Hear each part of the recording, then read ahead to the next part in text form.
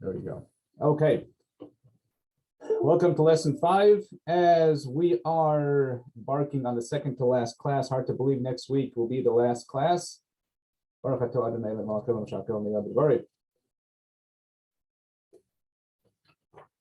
believe you are muted, but you do have the ability to unmute yourself if you have questions or comments or arguments or complaints, anything else the Jewish audience would have. Okay, let's continue. Let's begin actually.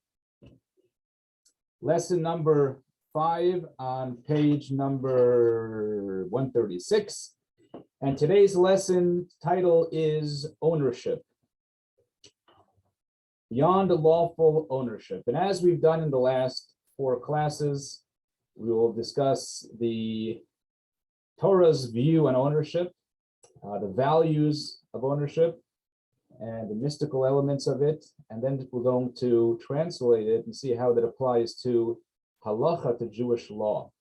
And we will see some contrast between common law, secular law, Western law, and Jewish law.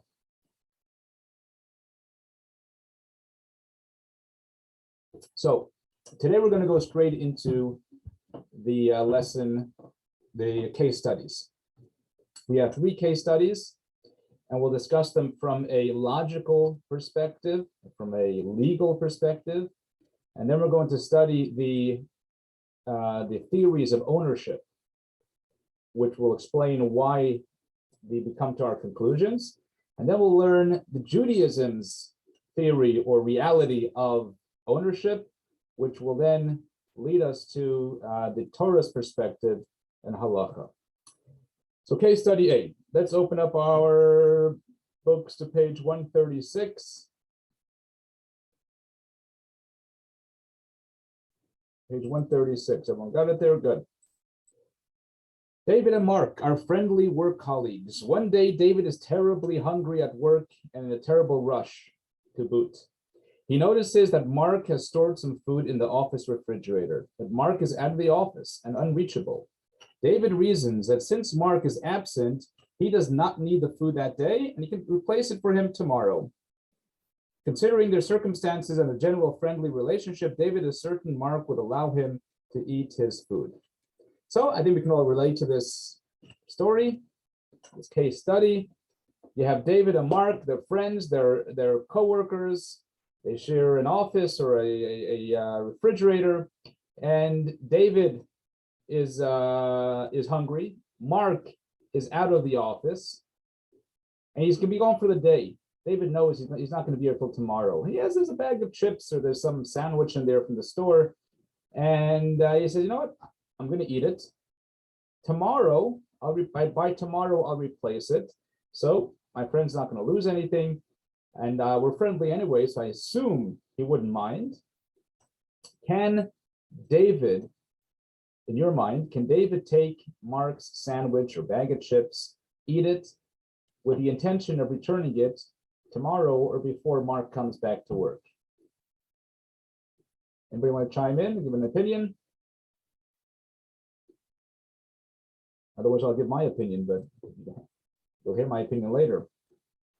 From the Torah's perspective, but anybody think that David should be able to take Mark's, shake your head, he should be able to take Mark's sandwich?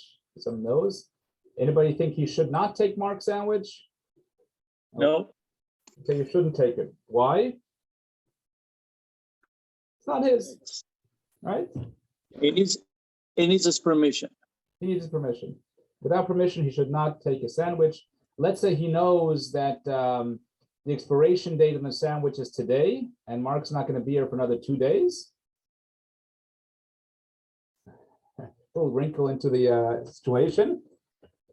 Then can he take a sandwich? Or also not, because it's not his possession. Is there any point that you think that David can take the sandwich? Could eat the sandwich? Is the sandwich kosher? That's the question. Very good. The question is if David and Mark are Jewish. If not, it doesn't matter. So, okay, so we're going to leave this question out there because we have 3 case studies. We'll get back to it. I imagine some people A lot of people would say no. Some people would say, the worst thing, I don't know if it's stealing. Maybe you shouldn't, but is it stealing? I don't know. By the time he gets back, he'll have it back. Okay, case study B. Sarah strolls along the street and discovers a bracelet lying on the sidewalk. She tries her hardest to track down its owner, but to no avail. She got her bracelet, can't find whose it is, doesn't say a name on it. So can Sarah keep the bracelet? Can she keep it to hold on to it, do you mean, or can she take possession of it? Could she take possession of it, wear it to the ball at the wedding that night, show it off to her friends? No, she can keep it until such time as maybe the owner of the bracelet contacts her. But to utilize it is like eating the sandwich. She can keep it to hold it, but she can't use it. Okay, very good. Now, how about if she has it for 3, 4, 5 months and there's no sign of the owner? Is there any point in the next year, 2 or 3 that she can start using it? She can file a phone with the police and nobody comes to take it, then it's hers. Legally, you're correct, yes.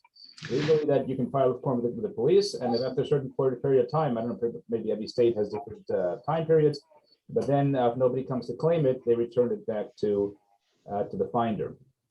The question is that right? We'll see. Yeah. She loses nothing by keeping it. I mean, it doesn't cost her anything just to hold on to it. So theoretically, she's suffering no loss if she just holds on to it and doesn't use it. The question is, can she assume at any point, at a certain point along the way, that the owner is never going to return, never going to find it again? And I'm sure she's warranted in making that assumption. Right. And if she can make that assumption, then she can keep it. If she could make the assumption that the owner will never return or has irretrievably given up any hope of finding it, then maybe she has a right to claim it. Okay, very good, very good. Let's go on to case study C, page 137. Leah strolls along the street and notices Naomi at a fair distance ahead of her. She watches in dismay as Naomi's bracelet falls into the gutter. Naomi tries unsuccessfully to extract the bracelet from the gutter. She throws her hands up in despair, gets into her car, and drives off. When Leah reaches that spot, she lifts the gutter cover and succeeds in extracting the bracelet. So in your opinion, may Leah keep the bracelet, or must she attempt to locate Naomi and return it? Now, she knows who lost it. She sees Leah. She sees Naomi. She knows, I don't know if she knows who she is, but she definitely saw her, and she knows she lost the bracelet here.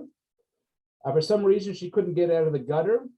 Leah has a tool or whatever it may be. She runs over, she can get it out of the gutter. Now she has a bracelet, and there is a lead. She knows what the owner looks like. Maybe even she knows who she is. Does she has a responsibility now to find the owner, find Naomi, and give her back the bracelet? Yes, I think she does. Naomi just may not have been able to have gotten it, but we don't know whether she's despaired of retrieving it. The fact that Leah has retrieved it and knows that it belongs to Naomi imposes a responsibility on her to contact Naomi and let her know she's received it. Okay, good. Anybody else believe she can keep it? No, okay. Nobody wants to argue with you, Rabbi. Okay. So let us discuss the idea of ownership in law and in Judaism. Then we'll see what we come up with and what the logical response would be and what the Jewish response would be. So in all these case studies, it all depends on how we view balus, as we say in Hebrew, ownership. Ownership is the most fundamental concept that I think we have in every economic system throughout history. We've had some sort of ownership. I mean, even communist Russia, where they had, everything was public. There are certain things that people did own on their own to a certain extent. But we have, especially in the Western world, there's purchases, there's loans, there's contracts. It's all predicated on the notion of ownership. But the real question is, what is ownership? You ever think about it? What makes this, this mouse mine? I bought it? What relation do I have to this? Who said that because I paid money for this, now it belongs to me. That's the conventional secular way of for centuries, that since you purchased it within the legal framework of the society, that it belongs to you. It is your property. So you're saying, right, you're saying it's a social construct, right? So there's nothing really inherent. My ownership of this, it doesn't create a relationship between me and this mouse. It's the fact that I paid for it. So the question is, does the law create property rights, or does it recognize them? In other words, do I own something because the law says I do, or does the law say I do because I do? Get the question? The law creates, because in different societies, there'll be different rules regarding ownership. For example, in some countries, maybe a woman is not allowed to inherit the land and belongings of her father. It can only be within the males. Whereas here in the United States, it's equal between the sexes. Okay. So in that sense, it's secular. It's made. It's man-made. It's a social construct that create economic harmony, whatever it is. If not, that everybody would be at each other's throats, constantly trying to attain some sort of ownership of something. So, to keep the peace, they say, you buy something, you pay for something, it belongs to you. If somebody else buys it, it belongs to them, etc., etc. So there are actually two views within the ownership philosophy. There are two views. Put Torah aside. We're talking about different philosophers or economic scholars on what ownership is. So let's take a look at text number 1, and we'll start with the first theory, which is ownership as a social convention, as you mentioned. So Hobbes and Hume agree with you. Hobbes and Hume argue that there is no natural mine or thine, and that property must be understood as the creation of the sovereign state, or at the very least, the artificial product of a convention entered into by all members of the society to bestow stability on the possession of external goods and leave everyone in the peaceable enjoyment of what he may acquire by his fortune and industry. Okay, in English now. So Hobbes and Hume maintain that there is nothing inherent about ownership. It means my car is not really my car. It's not mine. It's a car. There's so many cars. What makes that car mine? There's 100 different Hondas on the road, right? So what makes my car, what makes the car mine? Right? It's a social construct, right? Because otherwise people would be in a constant conflict of things, of who things belong to. So therefore, this society decided that there's a system. If you buy something now, that belongs to you. You own it. But not that you have a connection to that car. It's not that I have a connection to my Dodge. It's a Dodge. That's a car. That's me. There's no connection. It's just that, society basically decided that if I pay for the car, if I work for the car, it belongs to me. Right? So that's one legal theory of ownership. There's another, where others in text 2 disagree and maintain that ownership is a sort of an inherent state. It's independent of legal, of societal convention. Inherently, there is something, connection between me and the items that I own. Let's take a text 2, page 138.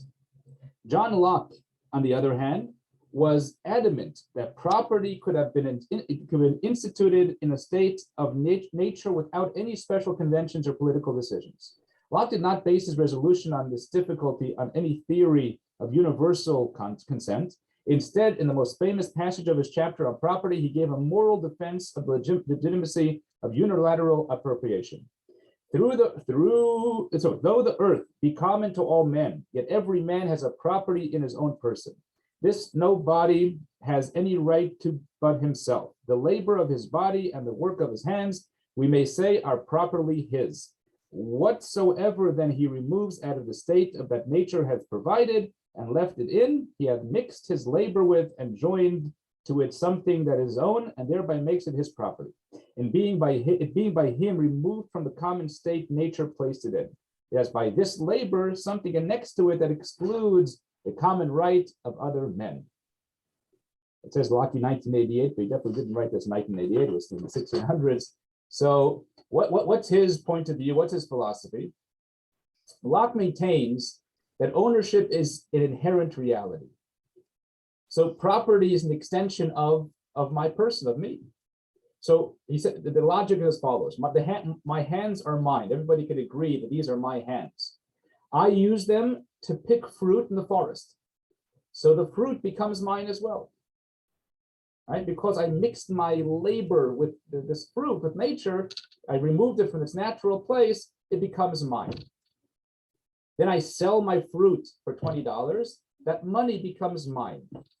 I buy a car, a chair, whatever it is with that money, that becomes mine as well. And the same thing, any product that I either work for or I pay for becomes inherently mine. So he'll say that my car is mine, not because society agreed that it's mine, because I acquired it through my labor. It's mine. So, Steve, you mentioned before about, some societies have different laws. So he would probably say they're wrong. A society that says that I cannot own what I bought is wrong. Because ownership is something that I mixed my labor, my money, with my effort into it, it becomes mine. So the law doesn't create ownership, but it recognizes my property rights. It recognizes that I have rights over this property and now it protects it. But inherently, my property belongs to me. These are the two ways we can look at property ownership. And this would make a difference. We're not going to go into the case studies now, maybe at the end we will. But some will say that it affects how we conclude our case studies. It make a difference whether we see ownership as something as inherent and because it's mine, therefore you cannot take it because it belongs to me. If it's a social contract, then we can sort of be a little more lenient and say, it's a social contract that this belongs to you, but in certain situations, it doesn't matter as much. Because it's not inherently yours. You'll return it tomorrow. You'll replace it. It'll be fine. But I don't want to get sidetracked into these the case studies because what I want to do is I want to go into the Jewish theory of ownership, which is a third theory. It perhaps is closer to the second, to Locke, but it has its own unique view on ownership. So, in order to understand the Jewish view on ownership, we have to delve into a story in the Torah, in Genesis. So the story is, we all know the story about Jacob. Our forefather Jacob had a brother whose name was Esau. They were very, very different people. Yaakov spent his time studying Torah. It says, Ish Tam Yeshiv Aholim. Esau was a hunter. He was a materialistic person. He was a man of the field, as the Torah says. Material pursuits. Now, when their father, Isaac, was getting older, he wanted to bless his children. So we know that Yaakov maneuvered his way to receive the best blessing, the best thing, the choicest blessing, that of the Bechor. Esau wasn't exactly too excited about it, and he decided he wants to kill his brother Yaakov. Yaakov flees to Aram. He leaves his father's home. He leaves Canaan. And he goes to a place where today I believe it's the border of Syria, Turkey, and he spends his over 2 decades there. He creates a family, he amasses great wealth, and now after 20 some odd years, he decides to go back to his father. On the way back, Yaakov receives word, a message, that his brother is coming out against him with 400 men. And Yaakov thinks, I shouldn't have posted it on Instagram. I'm just joking. But Yaakov says, what am I going to do? And he prepares for war, and he davens to Hashem. And then the Torah tells us something very interesting that occurs, seemingly It's problematic. The Torah tells us that Yaakov found himself alone on the other side of the river. And he has some sort of struggle with a person. Commentators explain this, the angel representing Esau. Let's take a look at text 3. Jacob took his family and transported them across the stream, and then he brought his possessions across. Jacob was left alone, and a man wrestled with him until the break of dawn. The question is here, why is he alone? This whole wrestling match between him and the angel is very mysterious. And the truth is, it could take up a whole lesson. We had a whole class on this. But for today's discussion, let's just focus on the question is, what was he doing alone on the other side, on the side of the river? He transferred his family, his possessions. Seemingly, he's with everyone. But no, he went back on the other side of the river. He's alone, and he has this struggle. Why was he alone? So the Talmud, the Gemara tells us, tells us the rest of the story. Text 4. Rabbi Elazar explains that the reason Yaakov found himself alone and exposed to danger was because he had returned to get some small jars that had remained behind.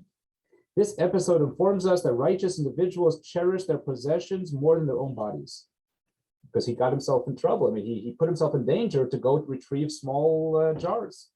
Why do they care so much? But they never touch stolen property. So this is what the Talmud explains. And I can say that instead of resolving a simple question, the Talmud just makes the question even greater. It deepens the mystery. Number one, the Talmud says that it teaches us that the possessions of the righteous are more righteous individuals cherish their possessions more than their own bodies. What does that mean?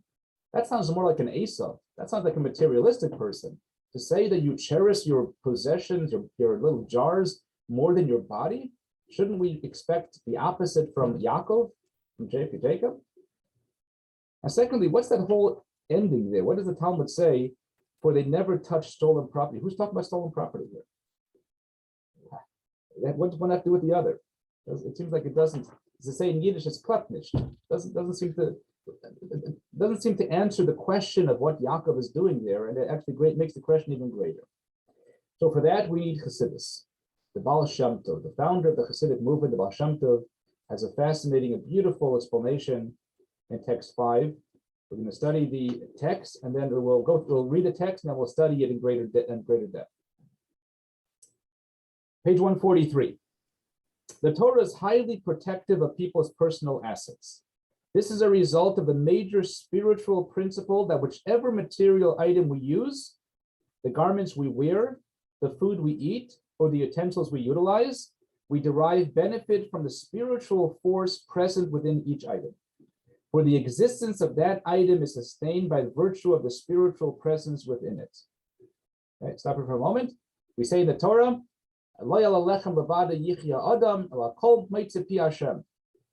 when we eat food, it's not just the food, the vitamins, the minerals that are sustaining us, but the food has within it a spark of Hashem. This is what the Torah says.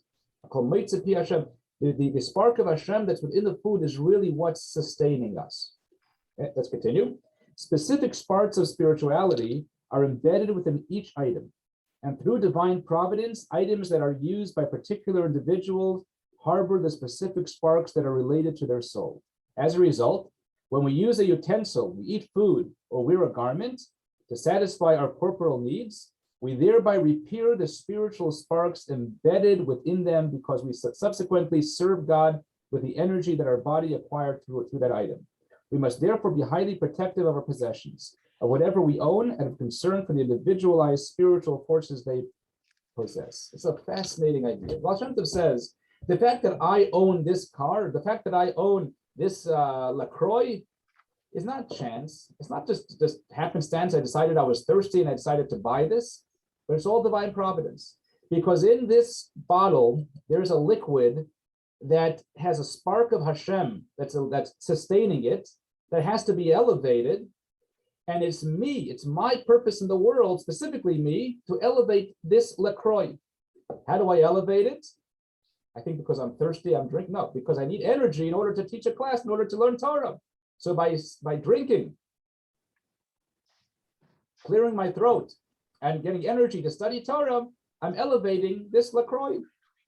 Seems like I'm doing it for my personal benefit. I'm thirsty, but It's the cable guy coming. in truth, All right, sounds it good. is because I am.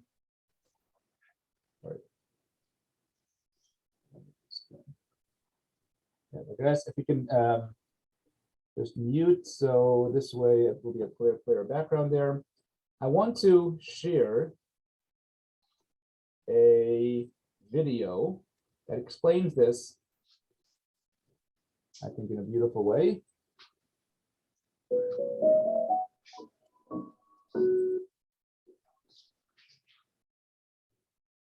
There we go.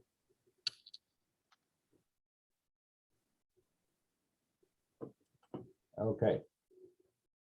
Let me know if you can see the video.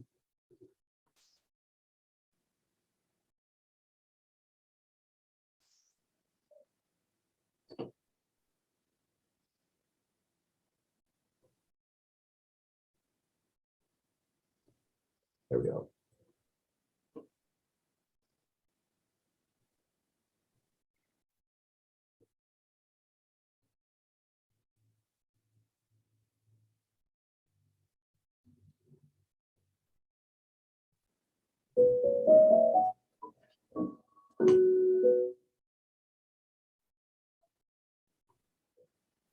Okay. If I can find it here, I'll do it. Otherwise, we'll just skip the video for today.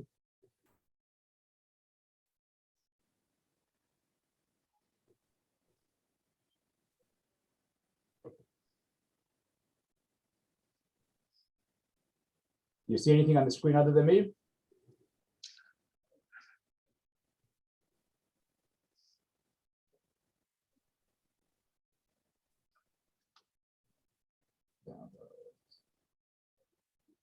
Okay. I lost everyone here, so I'm just trying to find you guys. I see the Zoom. Where did my Zoom go?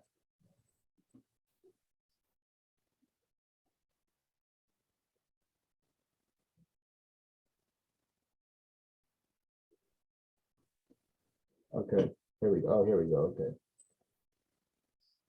Did you see my screen now? See you. Oh, that's good. Okay, so now you'll see it.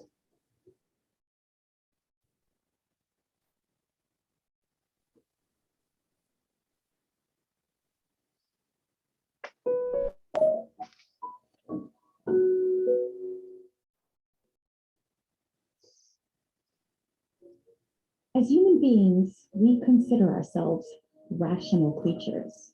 We eat because we're hungry. We exercise to stay fit and healthy. We'll even repaint our house because all our neighbors did. But research tells us that behind every conscious decision lies a much deeper subconscious desire. And the justification that we give for our decisions may have nothing to do with that subconscious desire. I'll give you a fairly common example. Take a child who's acting up, breaking things, fighting with siblings. Do they choose to act up? Definitely. Do they have a reason? Go ahead, ask them. They'll be more than happy to fill you in. Because you said this, because she did that. But behind those reasons, there's a much deeper motivation for their actions. They're seeking the attention and nurture that they feel they're not getting. Breaking the chair is a marvelous outlet for their anger, but they don't want to break. They want to bond. And we all know that there's no such thing as bad PR. They know they're going to get a ton of attention from their parents. They'd love the positive attention, but they'd rather negative attention than no attention at all. Here's another example. Maybe because of an unhealthy diet or a skipped meal, your blood sugar level drops. your brain will automatically send a message to your body to search for an energy source. It doesn't matter if it's sweet or salty, bitter or sour. Taste is not the goal here. Energy is. But all of a sudden you're craving something sweet and sugary. And the justification for eating that bowl of vanilla ice cream is, well, I have a sweet tooth. But if we understand that our body just needs energy and we change our diet or our schedule, will much better suit our purpose. Did you know that within each and every one of us lies a divine subconscious, our soul? It has needs and wants, and it will do everything in its power to guide us in that direction. You see, God is a masterful architect, and in his divine plan, we each have a predestined parcel in this world with which to interact with. People, places, food, clothing, even ideas. Our soul seeks to bring spirituality and a higher purpose to these non-spiritual entities. It will draw us to certain people, to certain experiences, even to purchase certain items. But just like the sweet tooth narrative covers up our true energy drain, so too our rational justifications cover up our soul's true desire. Our job is to contemplate, what does my soul want to get out of this experience? What can I bring to this situation to make it more spiritual?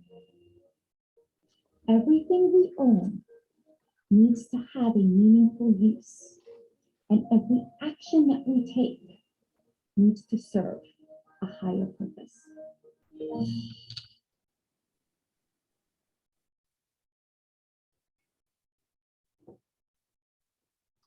Okay. There we go. Okay, so I guess some people, it's easier to learn from a Rebbitzin than a rabbi, so that's what just gave it that little clip there. But basically what the Baal Shem Tov is saying about ownership is that the owner's soul and the divine spark that's present in the possession, the food or article that you own, is connected. Just like in the body, a body needs, the muscle example given is the organs of your body have to be a match in order to work. It means the organs have to work together in order to really fulfill its mission, its purpose. And so too, the divine spark has to be connected to the proper divine soul of the individual in order to elevate this item. And by divine providence, this comes into my possession for me to elevate it. Or take it a step further. We have somebody in our community just yesterday had a heart transplant. They have for Shlema, Zalman Ben Hindel. And what was the concern before he went into the heart transplant, the surgery, is that it has to be compatible. The heart, although they can put it in fine, but it has to be compatible. It has to work well, be accepted by the body. So the sparks that contain in this item is compatible with me, but now when I transfer it to another person, it has to be transferred properly in order for it to be now applicable and in sync with the next person who's going to assume ownership of this. Okay, so going back to Yaakov, to Jacob, this is how the Baal Shem Tov explains this whole story. So Yaakov wasn't concerned about the material the material jars. It wasn't hachem ketanim, as they're called. He didn't want the jars to fill them with oil or whatever it may be. He wasn't still concerned about the jars. But he saw them for the divine sparks that were embedded within them by Hashem. I mean, Yaakov recognized that the fact that these sparks belong to me, the fact that they're in my possession, means that I am responsible to utilize them and to elevate them. I can't just let them go to waste. And therefore he went on the other side and he went to retrieve them. There's an interesting, I guess we'll learn later about Bal Tashchis, about guarding our possessions, not just throwing them out. So it's an important concept too, but we'll learn about it soon. So this also answers that when the Talmud finishes off by saying that when the Talmud says the righteous are more concerned with their possessions than their bodies, it's not a materialistic statement. On the contrary, it means they value the spiritual spark, the nitzutz eliki, the spark of God within their possessions more than the materialism of their bodies. That's what the verse is saying. And that's why the Talmud ends by saying that the righteous don't partake in stolen property. This is a very interesting idea, Baal Shem Tov explains, based on the Torah, that ultimately the entire world belongs to God. That's why before we drink, for example, we make a blessing. I say, Baruch atah Hashem Elokeinu melech haolam shehakol nהיה b'dvaro, thanking God for creating the water and giving me blessing and the ability to drink. And the Code of Jewish law says if I drink or eat without blessing God, it's almost like stealing. I mean, because I recognize that it belongs to Hashem, and Hashem is giving it to me. Hashem gives me the right to live in this world and to use the things that He created for a purpose. So the fact that Hashem gave me this in order to elevate it, and if I just take it and don't use it for the proper purpose, then it's akin to stealing. Similar to stealing. I'm using God's possessions that He entrusted within me for a specific purpose to elevate the divine spark within it, and now I'm using it for other reasons. Somebody has something in his possession, somebody has a piece of property, somebody has and he gives it to me on condition that I use it for something, and I use it for something else. That's a level of stealing. So that's why it says the righteous are very careful about stealing. That Yaakov went on the other side, and he was extremely cautious not to steal from God, meaning to use everything in the world that came into his possession for its proper purpose. And that's why the righteous people were so careful about their possessions. There's a famous story about the Alter Rebbe.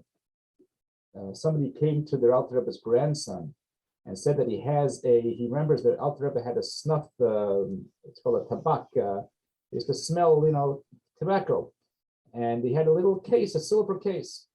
And he told the Mittler Rebbe that the Alter Rebbe, the founder of the Chabad movement, broke the cover of the tobacco case in order to use it as a mirror for his tefillin. So when we put on tefillin, the tefillin is supposed to be right here between the eyes on the hairline, and it's very hard to see where the tefillin are if you don't have a mirror. So when you buy a pair of tefillin, and many times it comes with a little mirror. So the Alter Rebbe needed a mirror to see where the tefillin was, so he broke off, and the Mittler Rebbe says no, he didn't break it. He probably just took out the hinges, but the Alter Rebbe didn't break things. And who cares? He wanted a mirror for tefillin.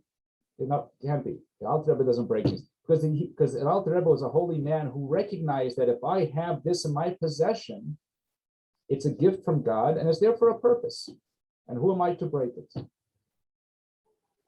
So this is the Torah's view on ownership, that it's not just according to like the second opinion, it said, second philosophy, that it's mine inherently, but even deeper than that. It's part of me, it's part of my essence. It's the energy within this physical item is connected and related to the soul that is sustaining me, to my very essence, to my neshama, my soul.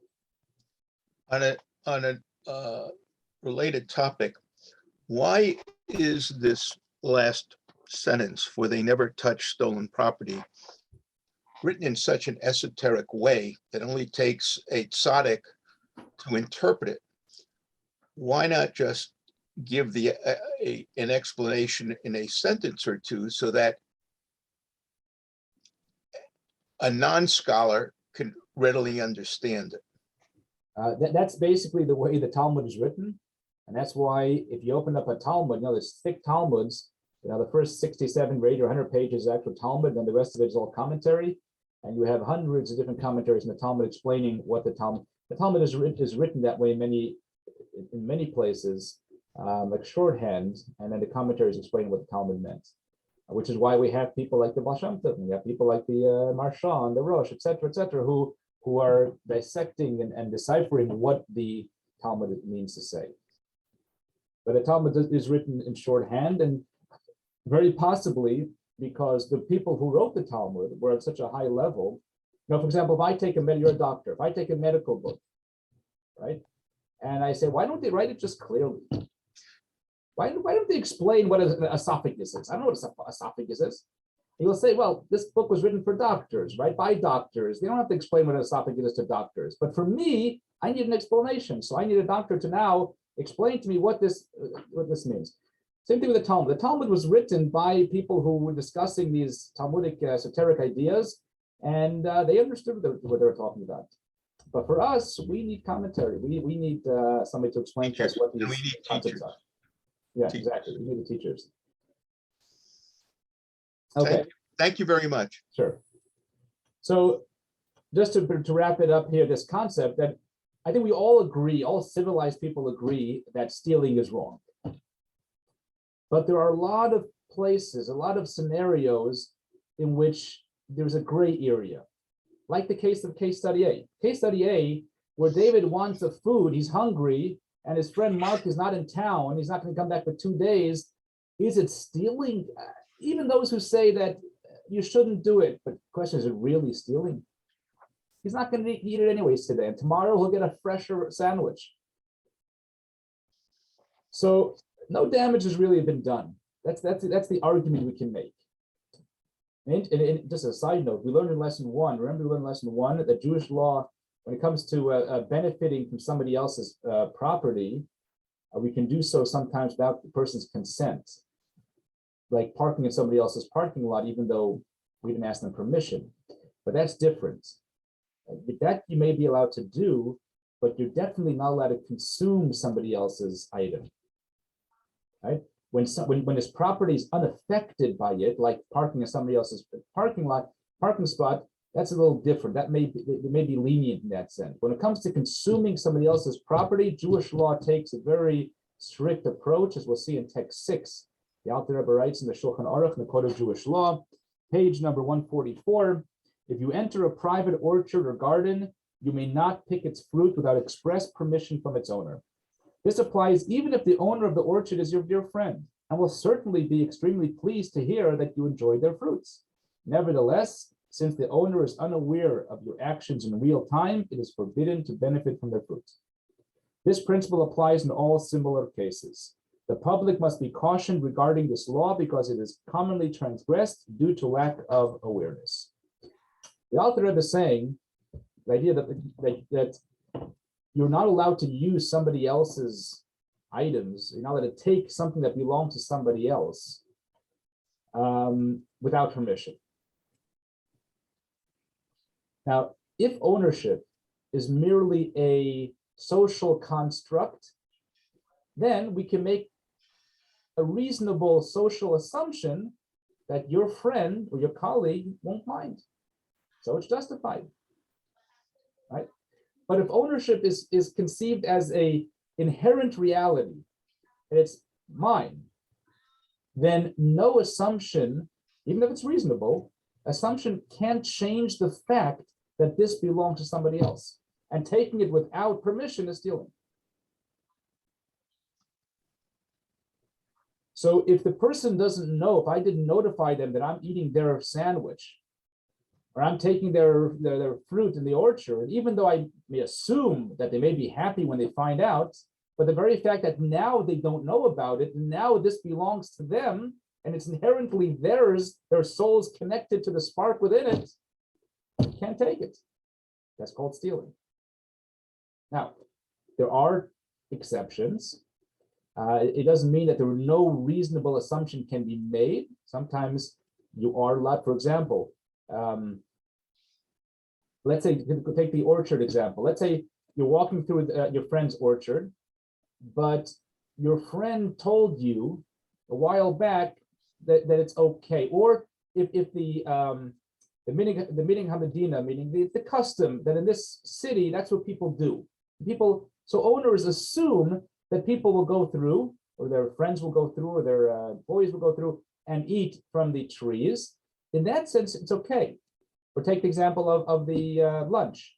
Let's say Mark and David belong to this company, and it's a standard occurrence that people take each other's lunch and return it, and nobody's upset. In that case, it's okay, because the person, when they left the office, they already in their mind, they already were assuming that perhaps the possibility somebody may take my sandwich, and that's okay. But here we're talking about a case, and a case that the person doesn't know, and it's not the common occurrence. In that sense, in that case, it would be stealing to take, according halachically, it would be stealing to take the person's sandwich. Even if we know when he finds out he'll be okay, it's stealing.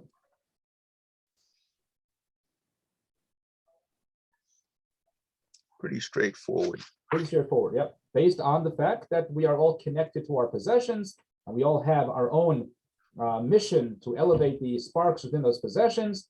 And in order to transfer that mission to the next person, because many items do need different souls to elevate it, that has to be done in a legal way and with the owner's knowledge and permission. Now let's go on to the second case study. The second and third case study, they have to do with returning lost items, or can you keep lost items, etc. Because yes, it's true, this item belongs to me, but I lost it now. Does losing an item transfer the ownership from me to the person who found it? You know the famous saying, finders keepers, as the kids say, losers keepers, right? Is that a reality? Finders keepers, is that a thing or is just a phrase? So generally speaking, a person who finds a lost object, finds an object which was lost, is legally obligated to make an effort to locate the owner and to return the lost object. But let's say 5 months, 6 months passed, and the item is not claimed. The property is, or this item is assumed to be abandoned. Then finders keepers takes effect, at least in the secular law.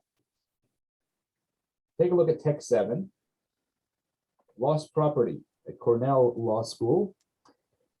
At common law, a person who found lost personal property could keep it until and unless the original owner comes forward. This rule applied to people who discovered lost property in public areas, as well as to people who discovered lost property on their property. Many jurisdictions have statutes that modify the common law's treatment of lost property. Typically, these statutes require lost personal property to be turned over to government officials, and that if the property is not claimed within a set period of time, it goes to the finder, and the original owner's rights to the property are terminated. So that's basically the way it works. Somebody mentioned it before. You find an item, you try to find the owner, you can't find the owner, well, you give it to the police station, you give it to some law officer, and they try to find it, they'll advertise it. But if at a certain point, the owner doesn't come, and I guess in every area and every place is different, then it goes to the finder, they can keep the item.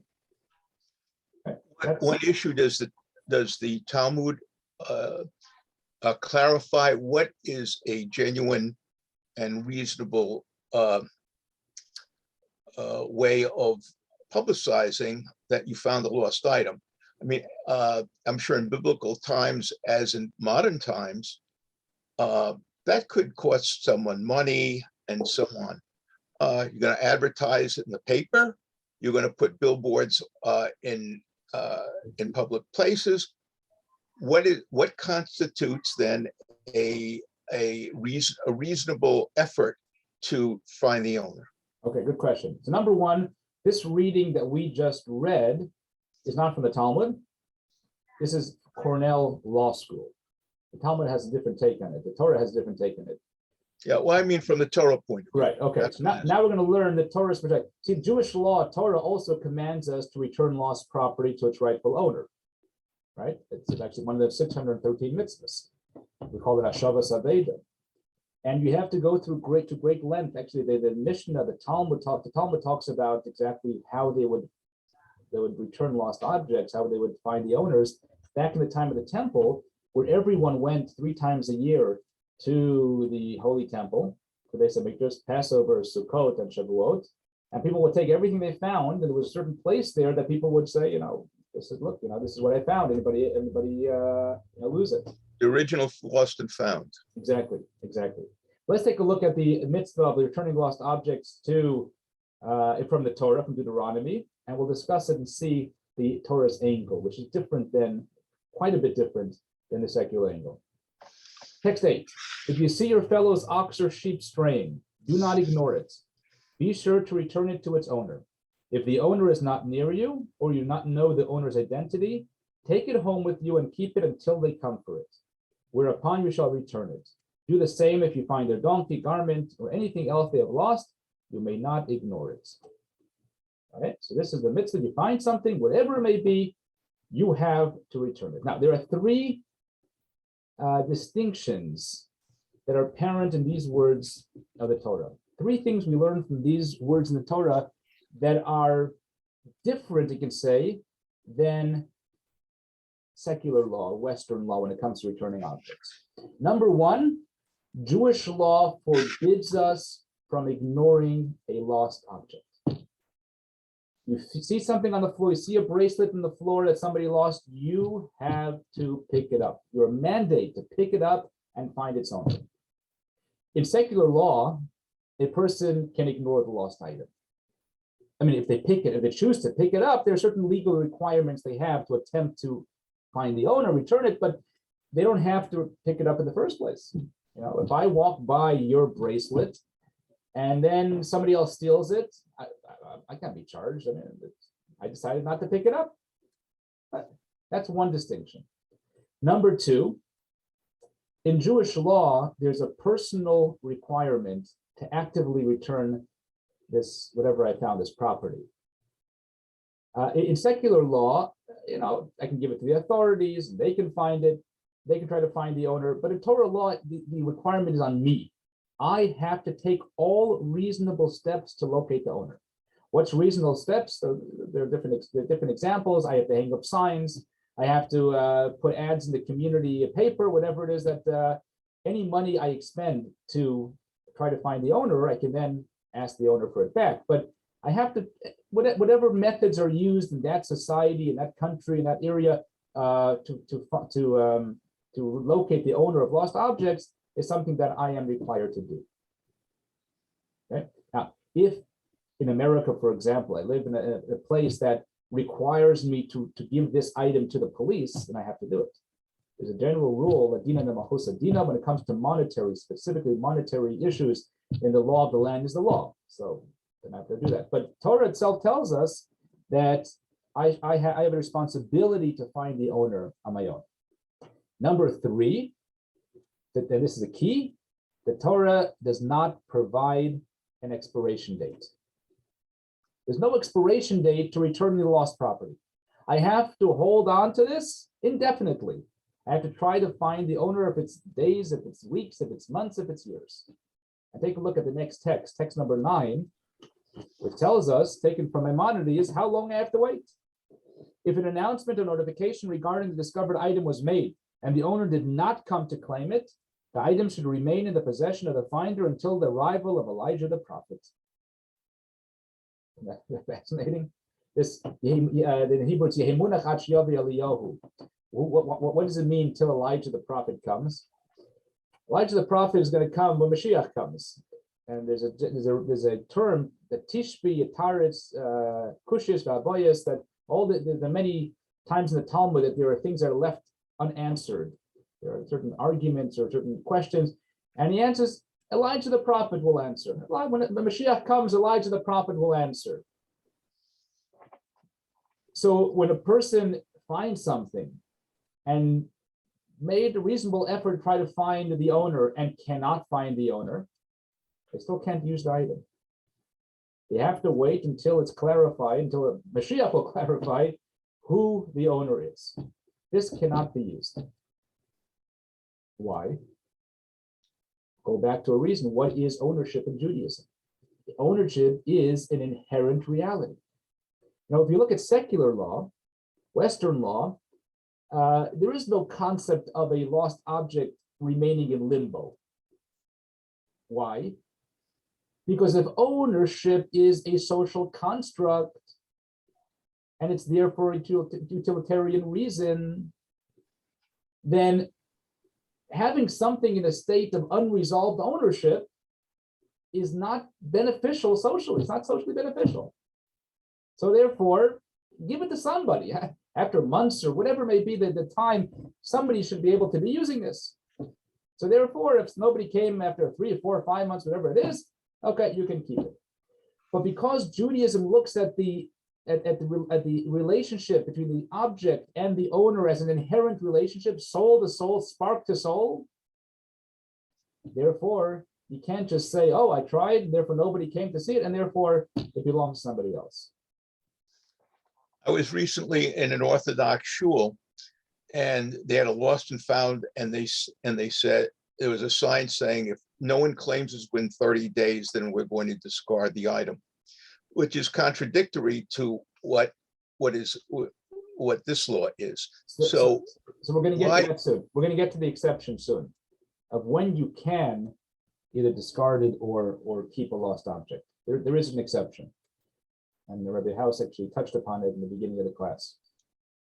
But the applying this to case study B, remember the case study B, where Sarah found a bracelet on the sidewalk, right? She can't find the owner.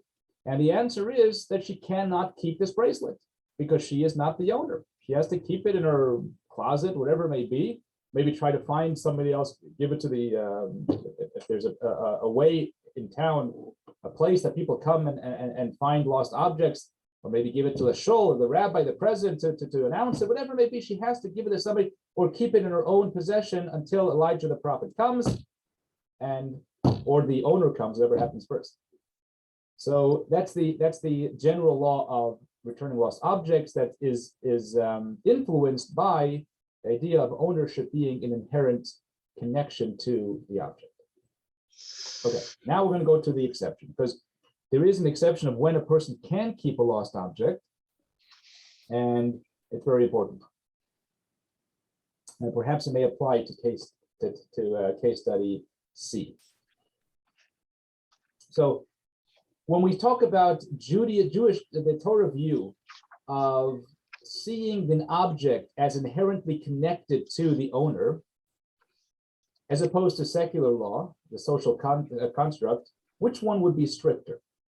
Would the Torah law be stricter or secular law be stricter in protecting ownership? I would say that Torah law would be stricter.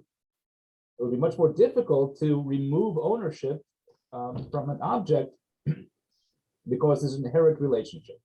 However, there are exceptions to this. And that's what I want to focus on today. I want to focus on one exception.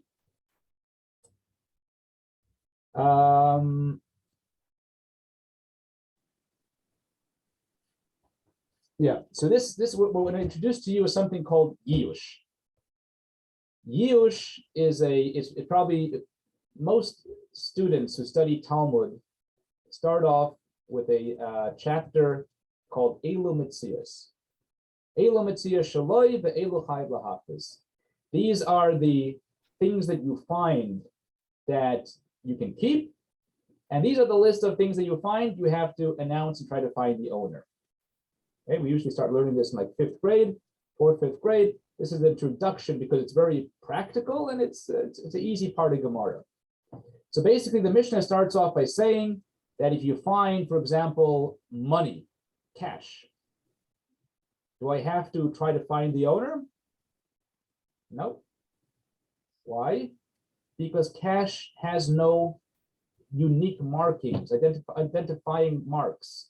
We call it in Hebrew a simon. Let's say, for example, you lost a $50 bill, a $20 bill, right? So what are you going to say? I'm going to say, I found money. You're going to say, oh, I lost money. What was it? You say it was a $20 bill. And I say, okay, any identifying marks? You say, yeah, it was green. Had a big 20 on it. Okay, what else? You say, yeah, it was a picture of Jackson on the front. There's no identifying marks on money. And who remembers a serial number? Oh, well, I was, if you knew the serial number and you could quote it, would that be recognizing it? If you can quote a serial number, that would definitely be an identifying mark. However, when I find money, if I find money, I wouldn't have to expect the person who lost it to know the serial number. So I wouldn't have to bother and actually try to find the owner. But a serial number, I don't think I've ever known a serial number of any of my bills. So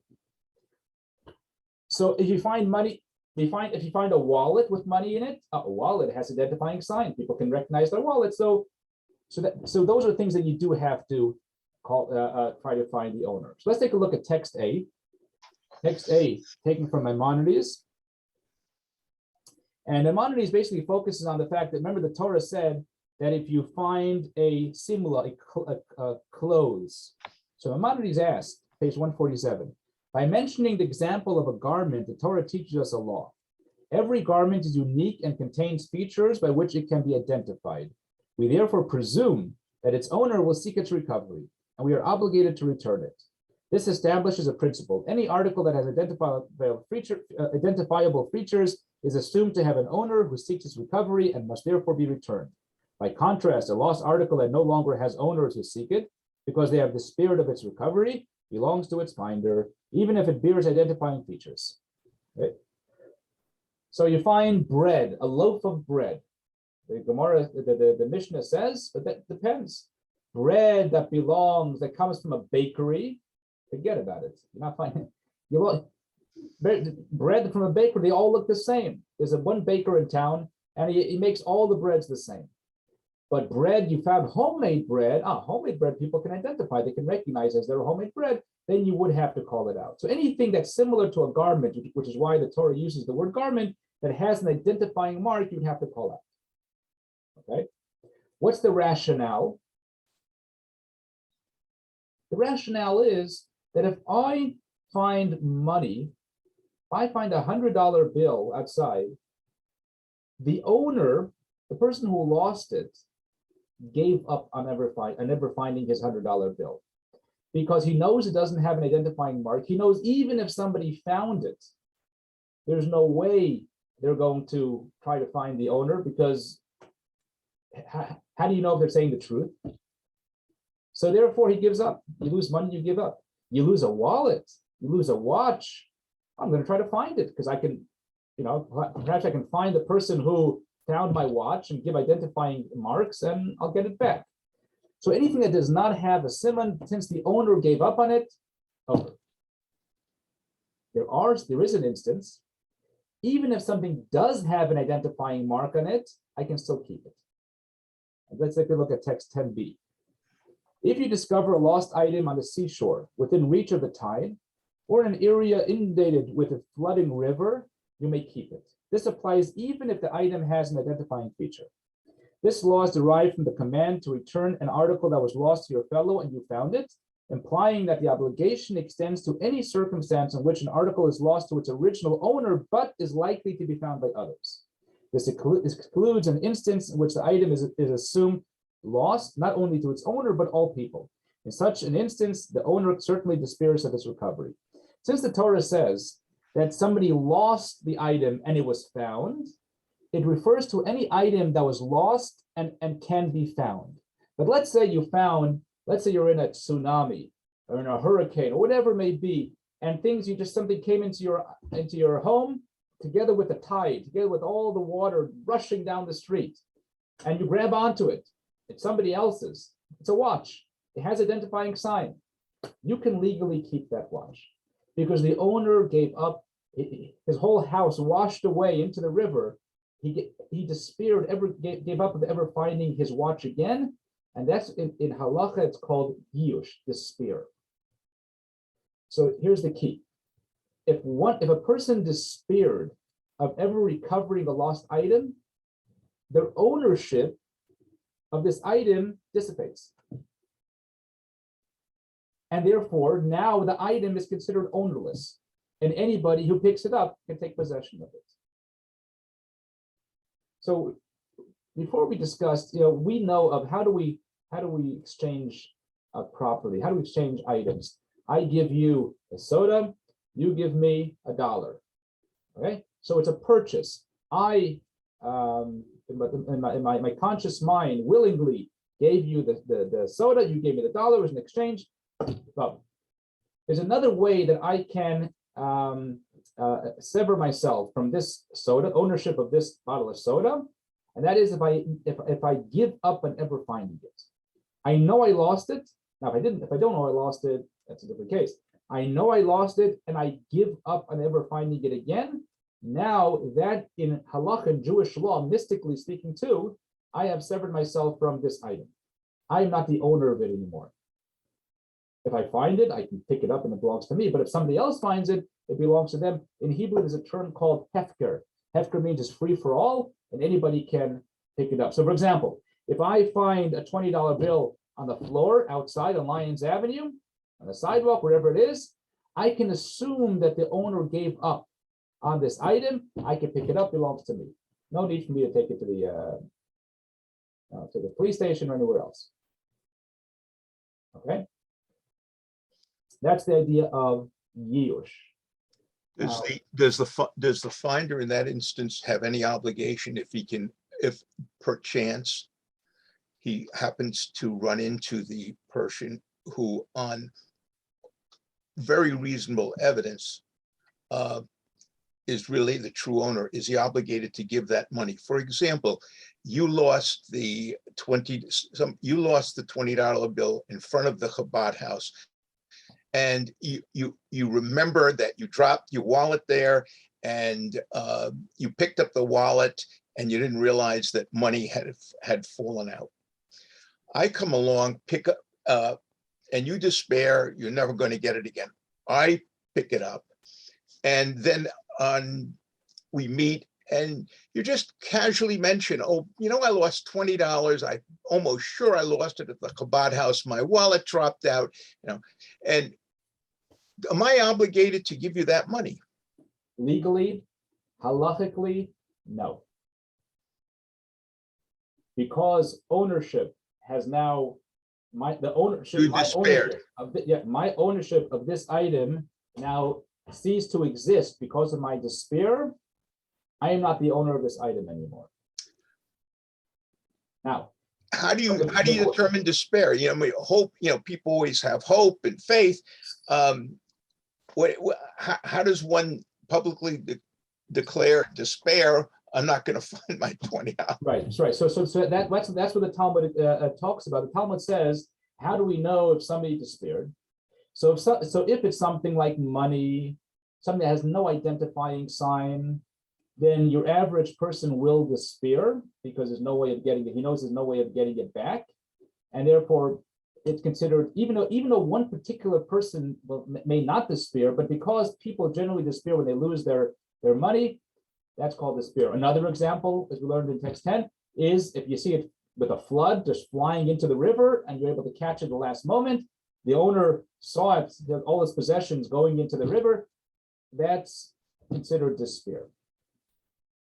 But if it has an identifying mark on it, if you have a wallet with its initials on it, we assume that the person did not despair.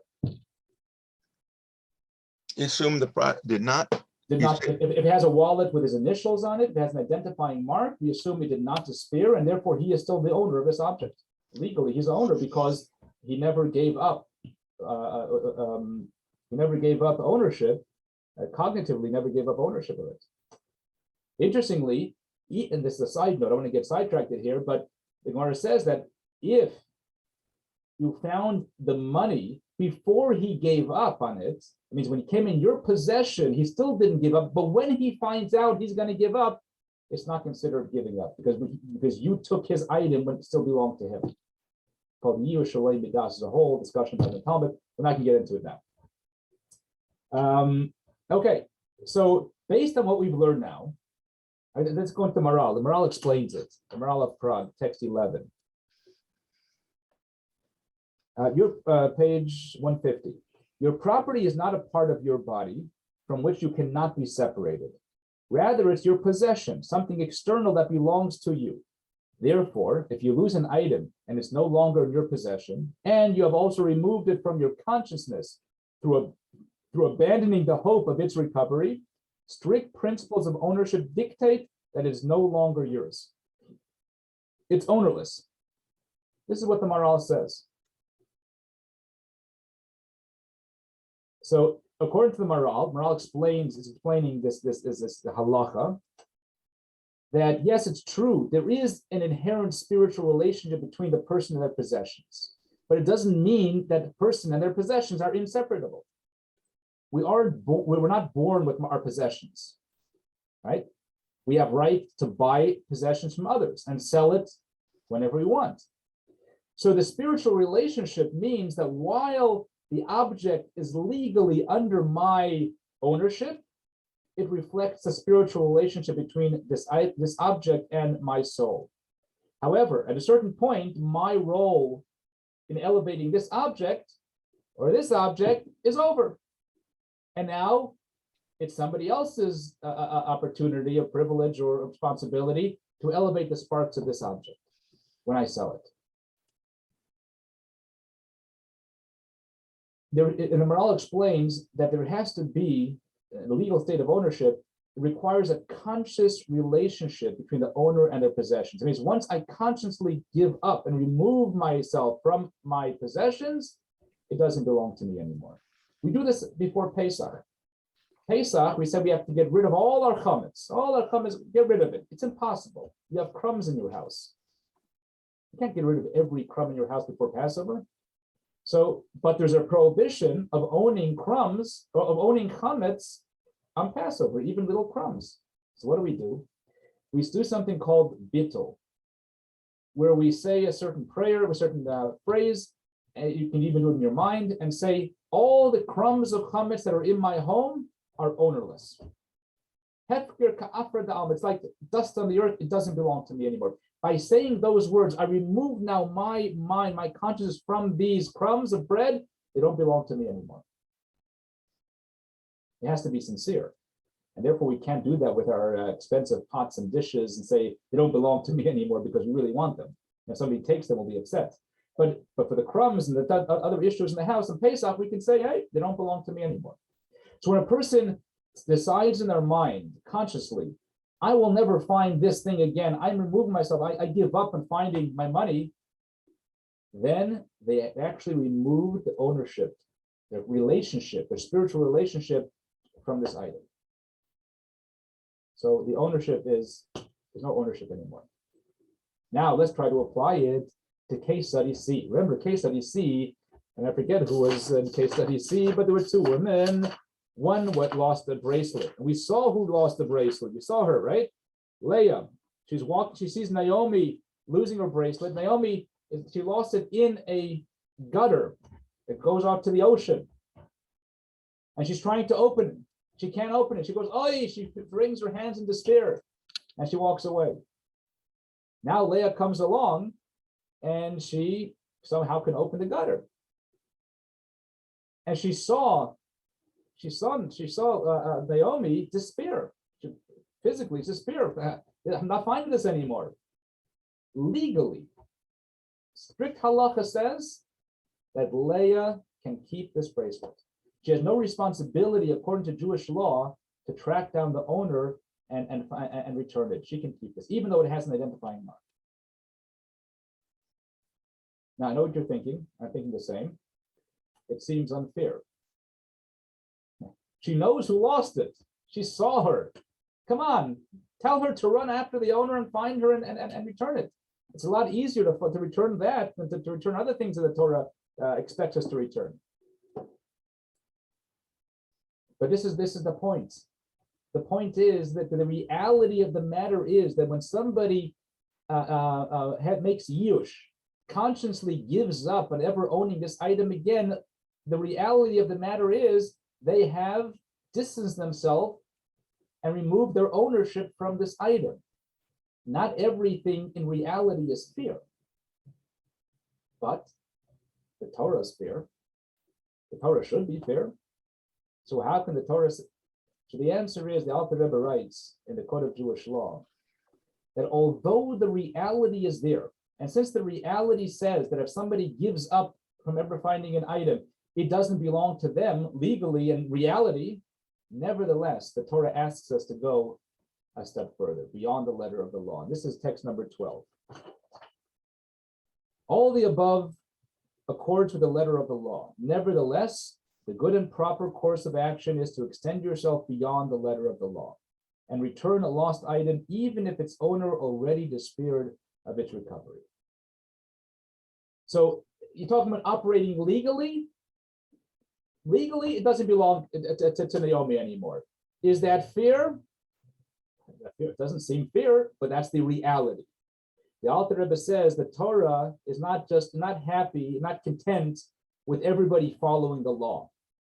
You know, when the temple was destroyed, one of the reasons the temple was destroyed is because people were acting, it calls it a menuvel b'rshus haTorah. A menuvel is a degenerate, a lowlife, somebody who was acting in a not nice way within the parameters of the Torah. Meaning these are people who fulfill 613 mitzvahs, and yet they're called a menuvel. And because of them, the temple was destroyed. This is perhaps, Steve, what you mentioned before.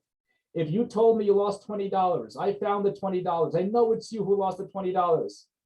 And yet they say, hey, the Torah allows me to keep it. I'm not going to return it. Legally, I can do that. But the Torah tells me, don't do that. Go beyond the letter of the law.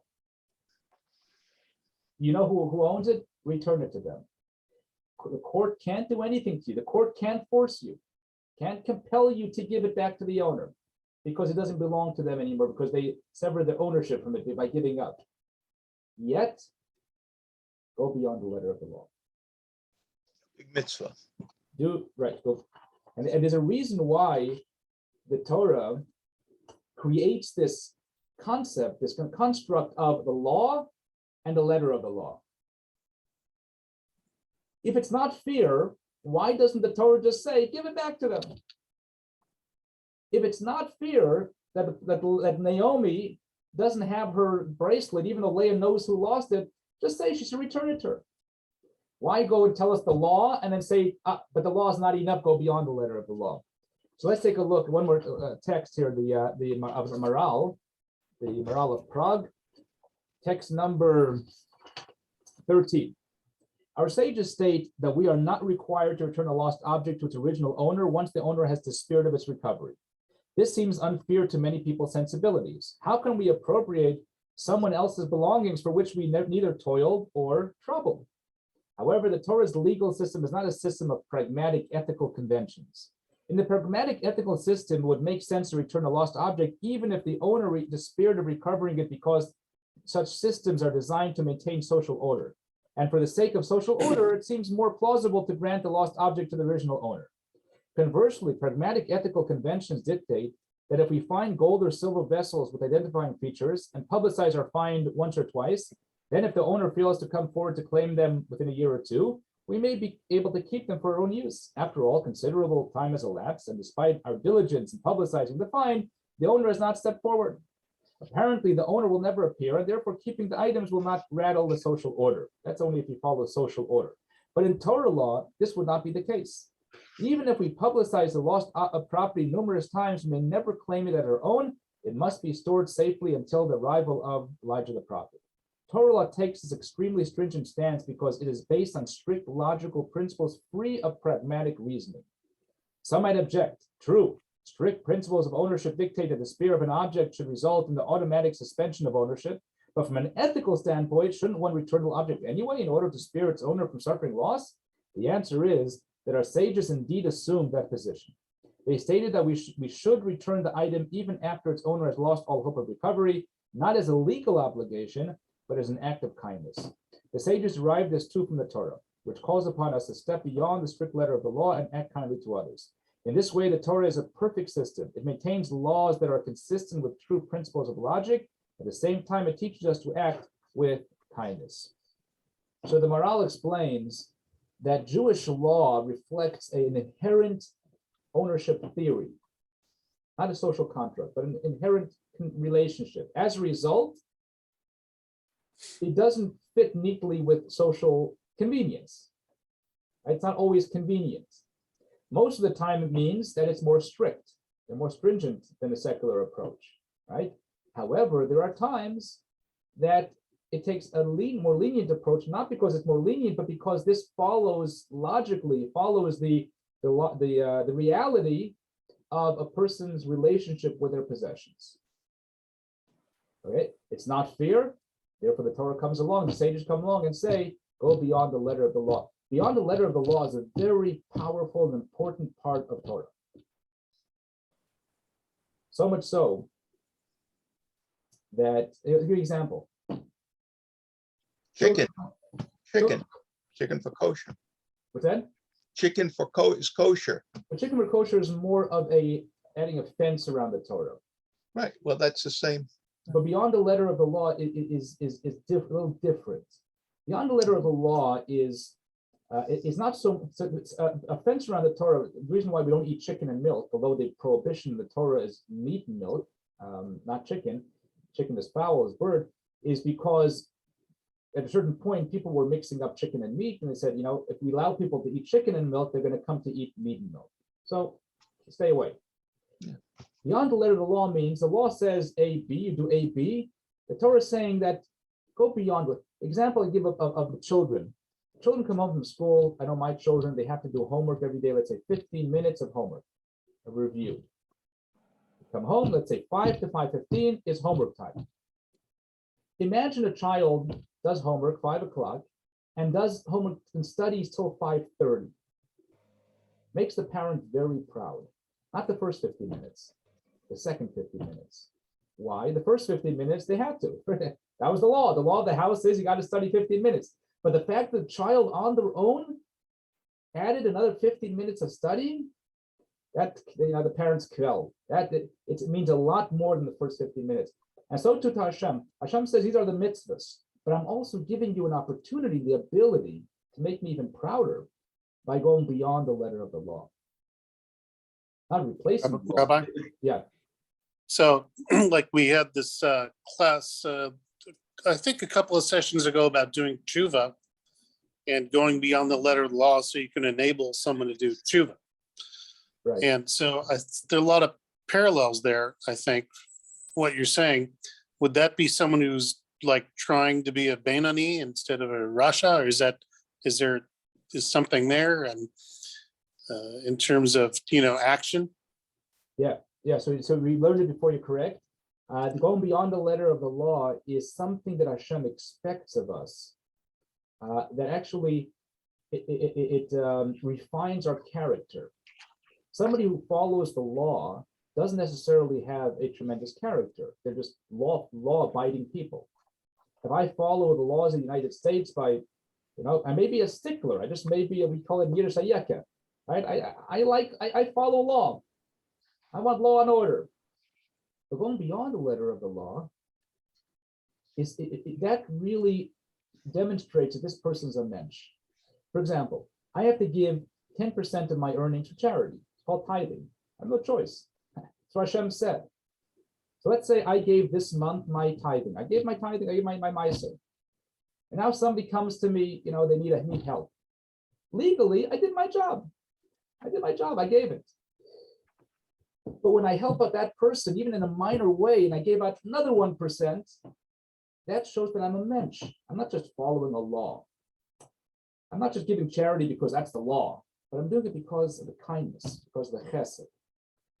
I mean, every mitzvah has this element within it of going beyond the letter of the law that shows, it demonstrates. I'll give you a little 60-second Dvar Torah, which is a beautiful one. Shabbos afternoon, we eat a meal. There are 3 meals on Shabbos. Friday night, Saturday day, lunch, and then Saturday afternoon. In Yiddish, it's in Hebrew actually, that third meal is called Shalosh Shudas. Shalosh Shudas in Hebrew actually means 3 meals. Shalosh Shudas, 3 meals. And the obvious question is, why is it called 3 meals? It's a third meal. It should be called Seudah Shlishit, which some Israelis then call it because it makes more sense. But why do people call it Shalosh Shudas, 3 meals? And I read a beautiful answer. Friday night, when you eat the meal, are you eating it because of the mitzvah? or because you're so starved. Friday, you're running around preparing for Shabbos, you go to shul, and the rabbi, you come home, you're hungry, so you eat. You can't tell it's for the mitzvah. Shabbos day lunch, you just spent 3 hours in synagogue, you heard the rabbi's long, boring sermon, you had to sit through a service and a Torah reading, and you come home, you're starving, so you eat. A good shalit and kishka and kugel, especially in the winter, a couple hours later, you're going to sit down for another meal? Why are you doing that? And the answer is only because Hashem said so. Because the mitzvah to eat 3 meals in Shabbos. And therefore, that third meal is called 3 meals because it demonstrates that the first 2 meals were also eaten for the sake of the mitzvah, not because you're hungry. So this is the beauty of the theme of Shuvah. Doing a mitzvah, who knows? Maybe you're doing it because God said so. Maybe you're doing it because, I don't know, you want to, maybe because you're a law-abiding citizen. When you go beyond the letter of the law, it shows you have a passion for the values of the Torah. So when you find a lost object in the street, and you say, oh, what's that? Oh, the Bible, the Torah, the Talmud says, I got to return this. Okay, who does it belong to? So you're following the law. When you come to a situation where you say, I don't have to return it, but I'm going to return it anyways, because Hashem, God wants kindness in the world, wants to be kind, that shows that you're a mensch. That the theme of Shuvah, that gives the Eibusha, gives Hashem tremendous nachas. And this is really what the Maharal says. Going back to, remember Laki, when he said that ownership is inherent reality, seems like the Baal Shem Tov and Laki are sort of saying the same thing, the theory of inherent ownership. But they are different. It is different because Laki just tells us, when Laki says that our possessions are an extension of our body, he's teaching us the how of ownership. How does something become mine? How do I own my possessions? But the Baal Shem Tov's description of our ownership, of our possessions, as an extension of our soul, doesn't just teach us the how, but teaches us the why of ownership, why we possess some things, why we possess the things that we possess. The Jewish theory of ownership teaches us that ownership is a responsibility, not just a privilege. Our possessions, our items, our possessions don't just serve us and help us achieve our goals, but we need to help them achieve their purpose, the purpose of our possessions. And ultimately, our purpose is shared by uplifting the physical reality and using it for a spiritual purpose. Right? What's the purpose of property? To elevate it, to bring out the spark of godliness within it, which is also why Jewish law prohibits destroying property, unnecessary destruction.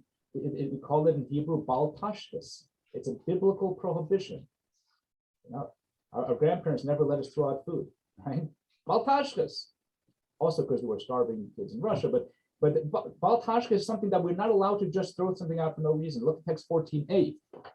14a, page 156, we're going to conclude the lesson.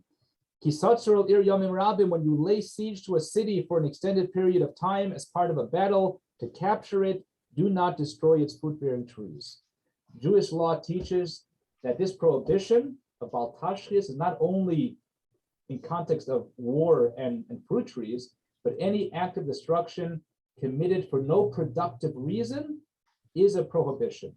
Text 14b, the prohibition is not restricted to fruit trees. Anyone that shatters utensils, tears garments, destroys buildings, plugs a natural spring, ruins food with destructive intent, transgresses the Torah's prohibition of do not destroy.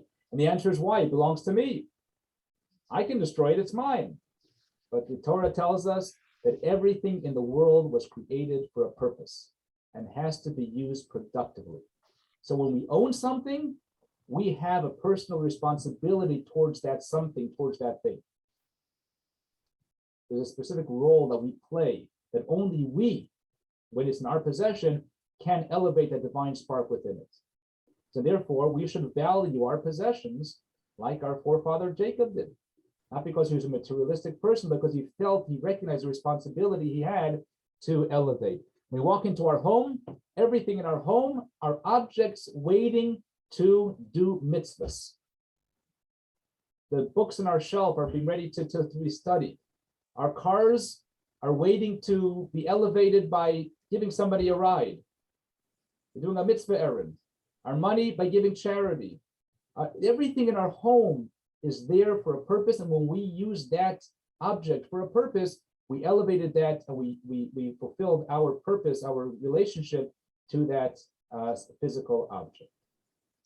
By extension, when one gives physical objects away that one does not use, can the argument be made that you are now elevating that by giving it to someone who can use the object that otherwise was laying dormant in your home? Definitely, definitely. So we have that ability to give away our objects to other people constructively, not destructively, but constructively, in order to continue that mission of elevating the sparks within that item. But it has to be done consciously. But if it's not done consciously, for us to take somebody else's property, even though it makes sense according to the principles of social logic, social construct, it's an interference with the spiritual purpose of that object. Unless the person allows you to do it or gives you permission, etc., then it transfers the mission transfers to the next person. So we have to be extremely responsible, careful, cognitive of our relationship to our items, to our property, and to elevate them at the same time to respect other people's property and their relationships to their property and not take it without permission.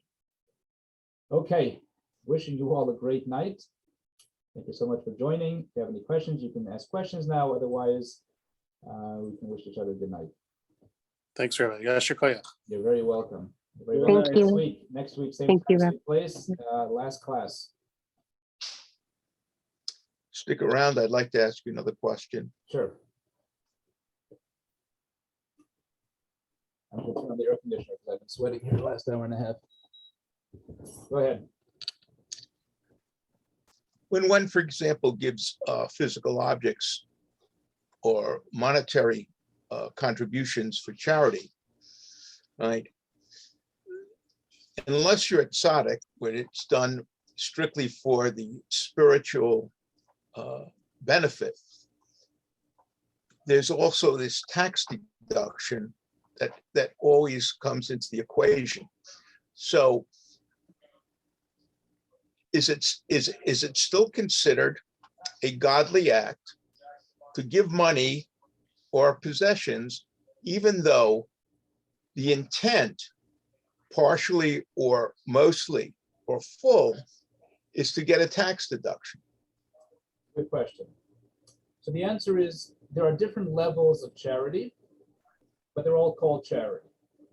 So there's a famous statement that it's in Pirkei Avot, Ethics of Our Fathers, right in the beginning, that says we should serve God.